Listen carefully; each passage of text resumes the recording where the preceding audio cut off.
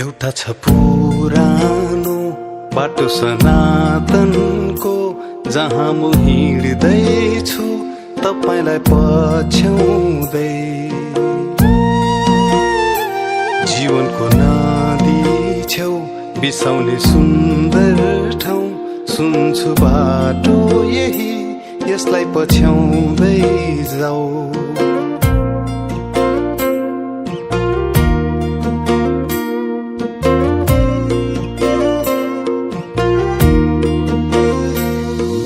शिरमा आनन्दको मुकुट लगाई, सोकनी सुस्केरा टाढा भगाई, मेरो यसु यही बाटो भएर आउनु हुँदैछ।